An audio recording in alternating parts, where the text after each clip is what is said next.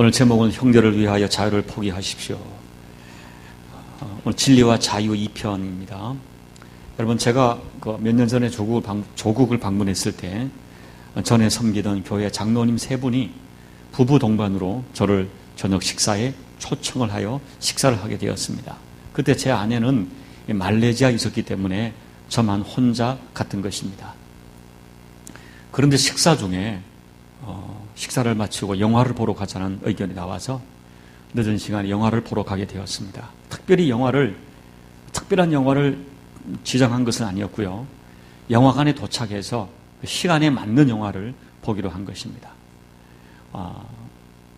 지금 그 영화 제목이 생각이 나지 않고요. 내용도 전혀 생각이 나지 않습니다. 19금 영화는 아니었습니다. 그런데 저는 그날 이 영화를 보면서 이 조국이 너무 변했구나.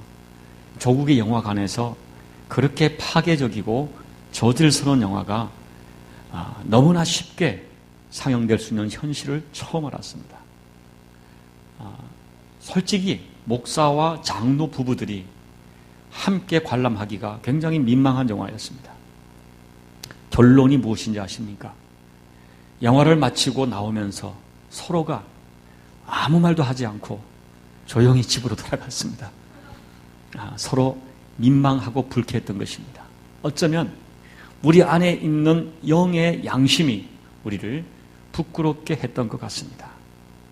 사랑하는 성도 여러분, 혹시 가끔 여러분 누가 말하지 않아도 어떤 상황, 어떤 취미, 어떤 습관, 어떤 음식에 대하여 내 스스로 수치심과 부끄러움을 느끼는 경우가 있습니까? 그렇다면 아직은 여러분 속에 있는 영이 살아있다는 증거가 아닐까 생각을 합니다. 여러분, 지난주에 이어서 우리 성도들에게 민감한 교회 안에 아디아포라 문제를 다루고 있습니다. 아디아포라는 성경에서 분명하게 언급하지 않은 상황이나 문제들이라고 말씀을 드렸습니다. 저 다시 정리하면 교회 안에는 각기 다른 신앙 배경과 신앙 수준을 가진 사람이 공존하기 때문에 이 아디아포라 문제에 대하여 생각이 다르고 확신이 각기 다른 것입니다.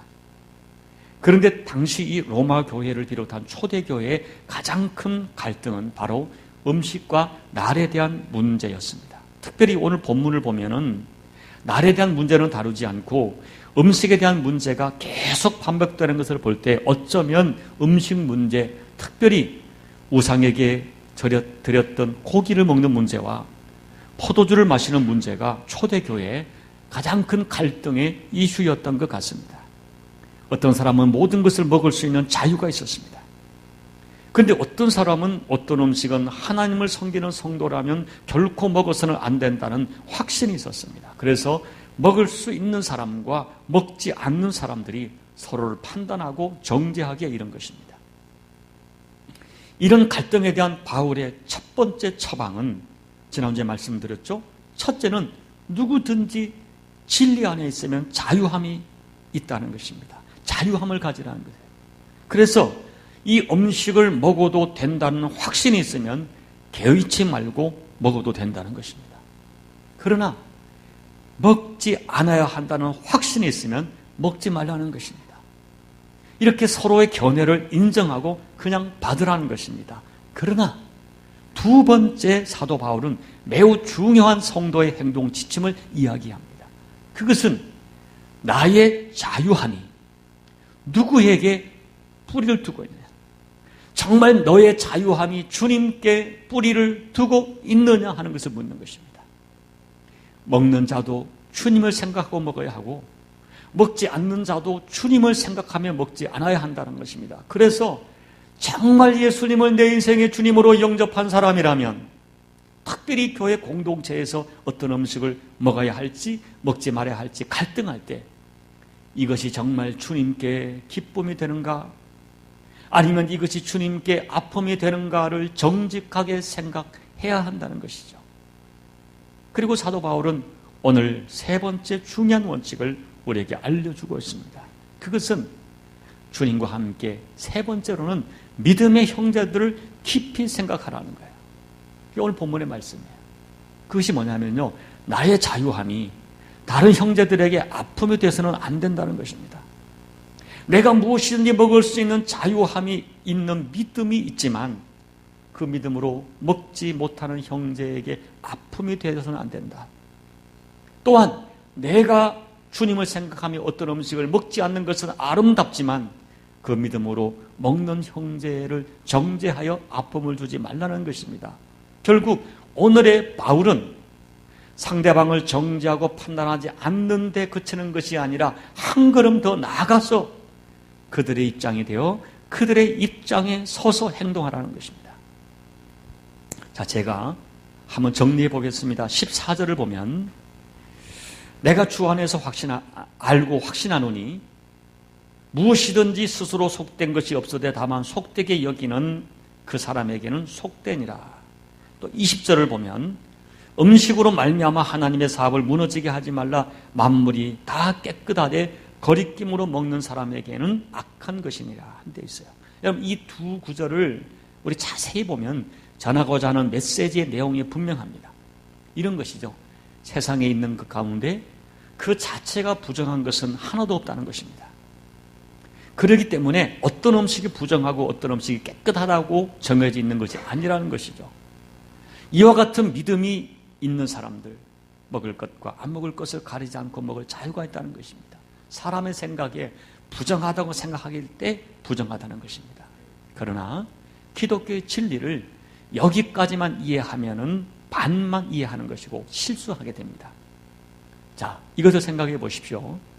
포도는 하나님이 주신 정한 음식입니다.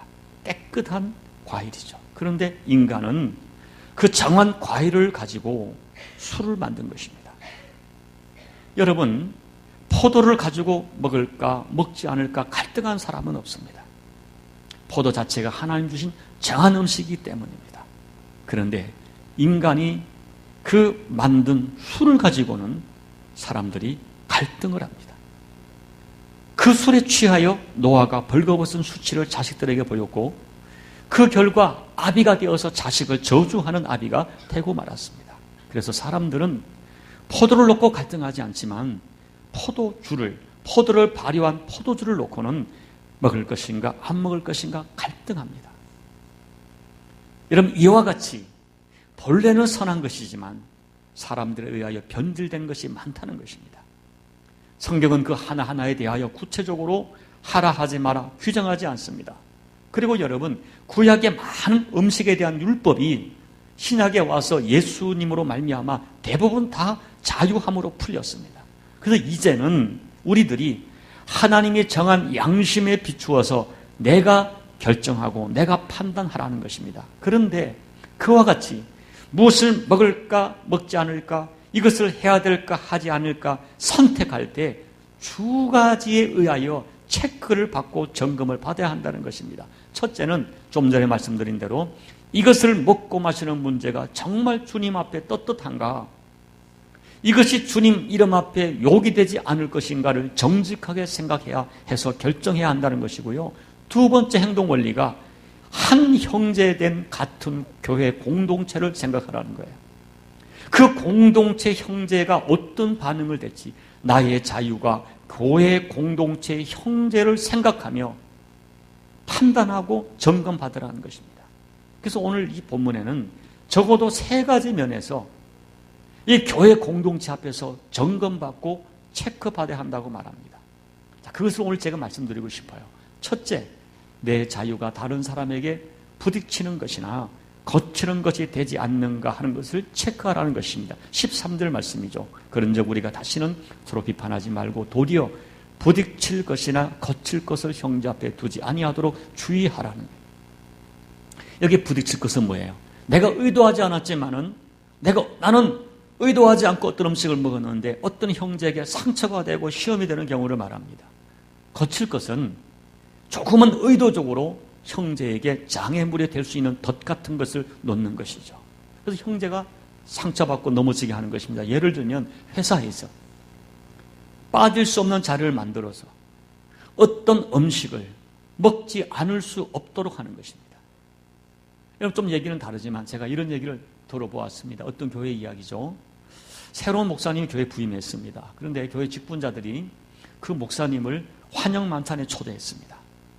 그래서 목사님이 그 자리에 갔는데 자리를 보니까 상에는 분명히 술잔처럼 보이는 잔들이 쫙 놓여 있는 거예요. 설마 했는데 술이 들어온 것이니 포도주를, 물론 포도주였어요. 따른 것입니다.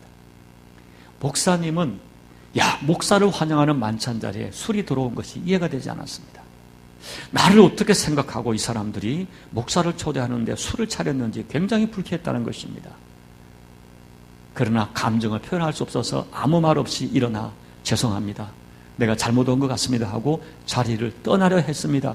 그랬더니 갑자기 교인들이 박수를 치더라는 거예요. 막.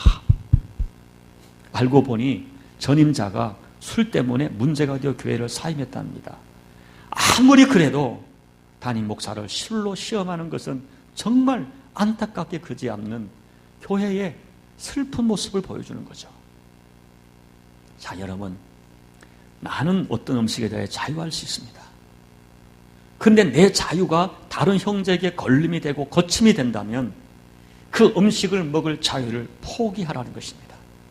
그리고 어떤 경우에도 형제에게 걸림과 거침이 되는 상황을 만들지 말라는 거예요. 어떤 믿음이 약한 형제에게 술 다 먹어, 우리에게 누구도 먹어, 이렇게 해서 그 사람에게 걸림이 되는 상황을 만들지 말라는 거예요. 나는 아무렇지 않은 그것이 어떤 사람에게는 신앙적으로 큰 상처가 될 수 있다는 것입니다. 여러분, 오늘 성경을 자세히 보세요. 여기 부딪힐 것과 거칠 것이란 것은 단순히 다른 형제에게 기분이 나쁜 상태를 말하는 것이 아닙니다. 내가 먹는 음식 때문에 다른 형제는 신앙의 상처가 되고 심지어 그로 말미암아 신앙을 떠날 수 있는 것을 암시합니다. 이 해석이 가능한 것이 15절을 보면 내 음식으로 말미암아 내 형제가 근심하게 되고 음식으로 망하게 되었다. 20절, 음식으로 말미암아 하나님의 사업이 무너지게 되었다. 다시 말하면 내가 먹는 음식 때문에 다른 사람, 내 형제가 근심하게 되고 망하게 되고 무너질 수 있다는 것을 말하는 거예요. 자, 예를 다시 한번 들어볼게요. 제가 술에 대해서 자유롭다고 합시다. 목사인 제가. 그런데 우리 교회에 어떤 저를 깊이 신뢰하는 A 집사님이 계셨는데 그분은 신앙인이 술을 먹어서는 안 된다고는 생각을 가지고 있었어요. 그런데 어느 날 목사인 제가 술에 취한 모습을 그 집사님이 봤다고 가정해 봅시다. 그 집사님이 아마 어마어마한 충격을 받았을 거예요. 그리고 그때부터 제가 전한 이 설교가 들리지 않을 거예요. 아니, 더 이상 같이 예배를 드린다는 것을 감당할 수 없을 거예요. 결국 이것이 원인이 되어 목회자들을 불신하게 되고 교회를 떠나게 될 것입니다. 이것이 악하다는 거예요. 사랑하는 여러분, 결론이 무엇입니까?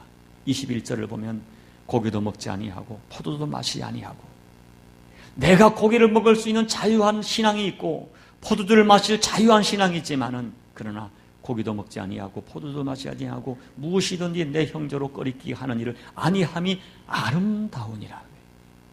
형제에게 걸림이 된다면 내 자유를 포기하고 고기도 먹지 않고 포도도 마시지 아니함이 아름다운 신앙이라는 것입니다. 그래서 사도 바울은 고린도전서에 보면은 형제가 고기 때문에 실족한다면 나는 평생 고기를 먹지 않겠다고 선언을 한 것입니다. 자, 여러분, 이왕 이야기가 나왔으니 술 이야기 좀 해보고 싶습니다. 여러분, 분명히 성경은 술을 죄라고 가르치지 않습니다. 성경에 술을 죄라고 말한 데가 없습니다.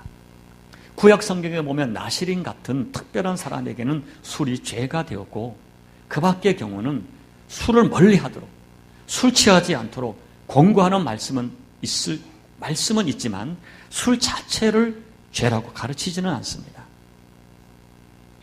저는 참고로 체질적으로 술을 한 모금도 마시지 못합니다. 그래서 저는 제가 술을 마시지 않기 때문에 제가 깨끗하다 생각하지 않습니다. 또한 저는 술을 마시는 분들을 술 때문에 죄인이라고 생각해 본 적이 한 번도 없습니다. 그러나 사랑하는 여러분, 내가 술이 죄라고 생각하지 않기 때문에 우리가 술을 자유롭게 마셔도 되는 것입니까? 그렇지 않습니다. 우리에게는 분명히 술을 마실 자유가 있지만 그 자유는 교회 공동체 형제들 때문에 제한받을 수밖에 없는 자유라는 진실을 알아야 됩니다. 그리고 여러분, 꼭 하나 짚고 넘어가고 싶은 것은 성경에 술 먹지 말라는 말씀은 없지만은 술 취하지 말라는 말씀과 함께 죄의 목록 속에 술 취함이 꼭 들어가 있다는 것입니다. 그리고 우리 한국 교회는 이 성도가 술 마시는 문제에 대하여 아주 민감하게 아직도 다루고 있습니다. 왜 그럴까요? 대부분의 학자들은 두 가지 이유를 들고 있습니다. 첫째는 우리 조국 교회의 영적 문화 때문입니다. 한국 교회가 처음 복음이 들어왔을 때 술에 대하여 관용하지 않는 교회 문화가 자리 잡았습니다. 특별히 직분자들이 술은 반드시 정리해야 한다는 것을 대부분의 보수적인 교회에서는 상식이요 불문율처럼 이어지고 있습니다. 그리고 여러분 보세요. 믿지 않는 사람들도 이렇게 말합니다. 어떤 사람이 회심했다면 야, 그 사람 술 끊었대. 회심한 증거로 이야기하는 거예요. 반대로 가짜 크리스찬, 가짜 직분자를 얘기할 때 술과 연관 짓습니다. 여러분, 저요 여기 말레이시아에서 많이 들었습니다. 저한테 그래요. 목사님, 어느 교회 장로 누구누구 가짜입니다. 술 너무 좋아합니다. 이렇게 저에게 알려줘요. 여러분, 물론 조선 초기 기독교, 처음에 우리 기독교 들어왔을 때 그때는 처음에는 교회에 술과 담배가 자유로웠습니다. 그러나 깨달은 것이 있어요. 술과 담배의 문제가 정리되지 않고는 건전한 신앙이 될 수 없다는 현실을 깨달은 것입니다. 특히 당시는 일제시대에 나라 이런 서러움에 많은 사람이 좌절하여 술에 빠지고 도박에 빠지고 담배는 인이 박히도록 피웠어요. 이럴 때 예수 믿는 성도가 세상의 빛과 소금이 되기 위해서는 겨우 성도는 달라야 한다는 것을 그들이 깨달은 것입니다. 그래서 금주 금연운동을 벌였어요. 1901년 대한예수교회 장로회 공의회는 신앙 지침서에 금주 금연을 정식으로 집어넣습니다. 그리고 1914년에는 술과 담배를 하는 사람은 절대로 장로가 될 수 없는 원칙을 공포했습니다. 저는 이것이 조국 교회의 아름다운 전통이라고 믿습니다. 그리고 그 전통이 성경에 근거했다고 저는 확신합니다. 그래서 저는 조국 교회의 이 금주 금연에 대한 전통을 귀한 유산으로 받고 있습니다. 둘째는 사회학적 현실이 술에 대하여 부정적으로 경고하고 있습니다. 우리 사회요, 술을 많이 마시지만 술을 긍정적으로 보지 않습니다. 모든 범죄에 술이 개입되어 있습니다. 모든 방화사건, 모든 살인사건, 모든 범죄에 술이 개입되어 있어요. 여러분, 최근에 벌어진 저기 서해안 어느 섬의 여교사 강간사건, 술이 결정적인 범죄의 도구였습니다. 의인 노아조차 술 때문에 무너지고 자식들에게 부끄러운 아비가 되었습니다. 여러분 주변에 잘못된 음주벽 때문에 알코올 중독에 가까운 그런 음주로 고통받는 가정이 너무너무 많습니다. 저는 교회 안에서 많이 봤습니다. 여러분, 다시 한번 정리합니다. 저는 진심으로 술, 담배를 죄로 보지 않습니다. 저는 술 먹는 사람을 정죄하지 않습니다. 그러나 한편으로 저는 확신하고 있습니다. 어떤 한 사람이, 예수 믿는 사람이 술과 담배를 하고 있는데 야, 저 사람 믿음 좋네 할 사람 아무도 없습니다. 그리고 교회 직분자들이 술을 마시고 있으면 틀림없이 그것을 봤으면 저 사람이, 저 안수집사가, 저 권사가, 저 장로가, 저 목사가 하고 상처받을 사람이 교회 안에 너무너무 많다는 것입니다. 그리고 여러분, 분명히 술이 죄도 아니고 술에 대한 자유가 있지만 내가 정말 예수를 믿으면 그 음식을 먹을 때 마음이 편하지 못할 거예요. 누구도 술과 성도가 어울린다 생각하는 사람 적을 것입니다. 특별히 직분자가, 사역자가 술과 어울린다 아무도 말하지 못할 것입니다. 저는 그렇게 생각합니다. 술 먹는 사람이 천국을 갈 수 있을지 몰라도 술을 즐기는 사람은 하나님이 쓰시지 않습니다. 왜냐하면 하나님을 생각하며 술과 타협하지 않는 신실한 사람이 너무 많기 때문입니다. 여러분, 저는 제가 최근에 깜짝 놀란 것이 있어요. 우리나라가 1인 술 소비량이 세계에 손꼽히지만 최근에 믿기지 않은 깜짝 놀랄 통계를 봤는데요. 술 소비량이 세계에서 손꼽히는 우리나라에 술을 한 모금도 마시지 않는 사람이 30%가 넘는다는 거예요. 술을 절대 마시지 않는 사람이 30%가 넘는데요. 여러분, 저는요, 적어도 우리 KL중앙교회 앞으로 항존 직원들은 술, 담배에 대한 분명한 태도가 있어야 합니다. 그리고 저는요, 특별히 장로로 임직하는 분은 반드시 금년, 금주가 선행되어야 함을 알려드립니다. 사랑하는 교우 여러분,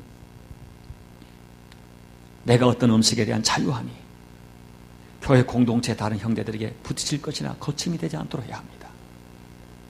오히려 사도 바울처럼 내 형제가 음식 때문에 상처받는다면 나는 그 음식을, 고기를, 포도주를 평생 포기하겠다. 이 결단을 우리가 할 수 있지 하지 않겠습니까? 21절 말씀처럼 무엇이든지 형제가 거리끼는 일을 하지 않은 것이 아름다우니라. 내가 먹을 수 있는 자유가 있지만 그 자유조차 형제를 위하여 기꺼이 포기할 수 있는 그 사람이 하나님의 사람인 것입니다. 둘째, 오늘 마음에 의심이 있으면 하지 말라는 거예요. 22절 말씀 보면 의심하고 먹는 자는 정죄되었나니 이런 믿음을 따라 하지 아니하였기 때문이라. 믿음을 따라 하지 아니하는 모든 것이 다 죄니라. 제가 이 말씀을 좀 더 잘 쉽게 해석하기 위하여 현대어 성경을 보면서 해석해 보겠습니다. 여러분이 하는 일이 다소라도 의심이 되거든 그 일을 하지 마십시오. 그 일이 나쁘다는 것을 알면서도 하는 것은 죄를 짓는 것입니다. 믿음에서 벗어난 일이라고 느끼면서도 하는 것은 죄가 됩니다. 이렇게 해석하고 있어요. 무슨 의미일까요? 만약 무엇을 먹을까 말까 의심이 되면 먹지 말라는 거예요. 갈까 말까 의심이 되면 가지 말라는 거예요. 할까 말까 의심이 되면 하지 말라는 것입니다. 다시 말하면 너의 양심에 꺼리낌이 있다면 하지 말라는 거예요. 하나님이 인간에게 주신 귀한 선물 중에 하나가 양심인데요. 특별히 우리에게는 신앙 양심을 주셨어요. 여러분, 본문에서 사용되고 있는 믿음을 따라 하라는 말은 원래의 뜻이 양심을 따라 하라는 말입니다. 물론 여러분, 현대인들은 양심이 많이 부패된 것이 사실입니다. 그러나 여러분, 우리가 분명히 믿는 것이 있습니다. 내가 진실로 예수님을 영접하면 우리는 구원받습니다. 그런데 그렇게 구원받은 사람에게 잃어버린 하나님의 형상도 구원받습니다. 잃어버린 하나님의 형상이 현저하게 회복됩니다. 그리고 세상에서 무뎌져 있던 우리의 양심이 현저하게 회복되어 그 기능이 예민하게 작동하는 것입니다. 그래서 여러분, 내가 예수 믿고 양심이 회복된 사람은 이 세상 죄에 대하여, 세상의 타락에 대하여 내 양심이 무섭게 고통합니다. 전에는 그냥 넘어갔을 작은 죄, 내 양심이 아프게 작동을 합니다. 그 양심이 하나님의 사랑으로 먹을 수 없는 음식들 앞에 있을 때 작동한다고 저는 믿는 것입니다. 하나님이 기뻐하지 않는 음식 앞에 서면 이상하게 마음이 불편하여 머뭇거리게 됩니다. 예수 안에서 회복된 우리의 양심은 정직하게 작동합니다. 그리고 내가 예수를 깊이 만나면 만날수록 그 양심이 더 예민해서 속일 수가 없는 것입니다. 먹어서는 안 될 것을 대할 때, 해서는 안 될 대화를 나눌 때, 가서는 안 될 장소에 갔을 때 이상하게 내 심령이 의심하게 되고 불안하고 불쾌하고 두근거리고 뛰는 것입니다. 저는 부디 여러분이 양심이 정상적으로 작동을 하기를 소망합니다. 결정적인 순간에 작동하기를 기도합니다. 그리고 그 양심이 작동할 때 미루지 말고 단호하게 순종하는 여러분들이 꼭 되시기를 예수님 이름으로 축복합니다. 여러분, 세 번째 체크할 것은 내 마음에 평화가 있는가 살펴봐야 돼요. 17절 보실까요? 하나님 나라는 먹는 것과 마시는 것이 아니요 오직 성령 안에서 의와 평강과 희락이라. 19절 그러면 우리가 화평의 일과 서로 덕을 세운 일을 힘쓰나니. 이 말씀은 이런 뜻이죠. 우리가 예수를 믿으면 성령이 내 안에 거하십니다. 성령의 사람은 먹고 마시는 그런 문제 가지고 비본질적인 것 가지고 싸우지 않습니다. 대신에 성령의 사람은 나의 자유보다 의와 평화를 추구한다는 거예요. 여러분, 여기 17절에 하나님 나라는 성령 안에 의와 평강할 때, 의라는 것은 하나님과의 바른 관계를 말해요. 평강은 성도와 성도 간의 조화로운 관계를 말합니다. 희락은 의와 평강으로 말미암아 주어지는 마음의 상태를 말합니다. 그래서 여러분, 우리가 그래요. 정말 예수 믿고 성령 안에 있으면 이 사람 간의 관계가 많이 허물어져요. 끼리끼리 모이지 않습니다. 성령 안에 있으면 인종, 문화의 장벽이 무너지고요. 남녀노소, 빈부, 귀천, 장벽이 사라집니다. 믿음이 큰 자와 작은 자의 구분이 사라집니다. 성령 안에 있으면 이 사람도 받을 수 있고 저 사람도 받을 수가 있습니다. 그래서 성령 안에 있으면 먹는 문제로 갈등하기보다는 사랑과의 관계에서 평강을 훨씬 중요하게 주목한다는 것입니다. 그래서 음식을 가지고 먹느냐 먹지 않느냐 같은 문제로 서로 비난하고 업신여기고 분쟁하지 않습니다. 오히려 서로를 소중하게 여기고 먹는 사람도 소중하게 여기고 기다려주고 먹지 않는 사람은 더 귀하게 보고 상대를 함부로 하지 않습니다. 그래서 상대방 형제와의 화평을 주목하기 때문에 내가 갈등하기보다는 차라리 내 자유를 내려놓고 화평을 선택합니다. 그와 같은 행동이 하나님 앞에 의롭다고 하는 것입니다. 여러분, 미국의 어느 교회가 오랫동안 분쟁과 분열이 없는 그런 교회가 있다고 그래요. 그래서 대부분의 많은 교회들이 미국 이민교회가 분쟁과 분열을 하는데 왜 이 교회는 이렇게 화목할까 하고 그 이유를 찾아보았는데 어떤 분이 그 교회가 실천하고 있는 영성운동이 있는데 그 영성운동의 내용이 교회 추부에 실려 있었대요. 그 글의 내용을 보고 이거다라고 생각했다는 거예요. 그 글이 이런 것입니다. 자, 우리는 주 안에 형제자매를 판단하거나 미워하지 않습니다. 첫째, 하나님이 두렵기 때문입니다. 둘째, 나도 허물과 죄가 있는 사람이기 때문입니다. 셋째, 그 사람도 주 안에서 잘 되어야 하기 때문입니다. 넷째, 이러한 우리의 중심을 살피시는 하나님이 나와 내 자손에게 복을 주실 것을 믿기 때문입니다. 라고 되어 있다는 거예요.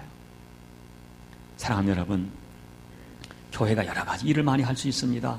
그러나 그 모든 것보다 우선적으로 추구할 가치는 화평입니다.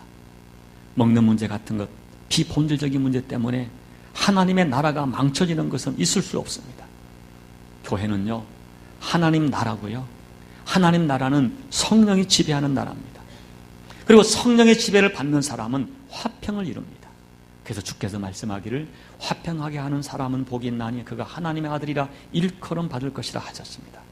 자, 그러므로 여러분, 우리의 자유가 화평을 깬다면 그건 하나님의 일이 아니라는 거예요. 그러므로 여러분의 자유가 교회 화평을 깨고 누군가의 관계의 화평을 깨면 차라리 너의 자유를 포기하라는 것입니다. 너의 자유를 내려놓아 화평을 지키라는 것입니다. 그것이 하나님 앞에 의롭고 아름답다라고 말하는 거예요. 18절을 보십시오. 이로써 그리스도를 섬기는 자는 하나님을 기쁘게 하고 사람에게도 칭찬을 받느니라 하는 거예요. 자, 이제 말씀을 정리합니다. 여러분, 저는 말씀을 정리하면서 생각나는 것이 하나 있어요. 저는 이제 전 온누리교회 담임이셨던 하영조 목사님을 참 좋아하는데요. 그 목사님께서 창세기 3장의 선악과를 통한 해석에 공감하며 받아들인 적이 있습니다. 자, 선악과를 보실까요? 사탄은 인간을 타락시키고 분열시키려고 아담과 이브에게 선악과를 먹게 합니다. 그 결과 선악과를 먹은 인간은 성경에 보니까 하나님처럼 선악을 아는 자가 되었다고 말합니다. 이 말은 무슨 말일까요? 이제 인간이 자기 스스로가 하나님이 되어 내가 선과 악을 판단하고 내가 선과 악을 내가 결정, 이것이 선이고 이것이 악이다, 내가 결정하게 되었다는 거예요.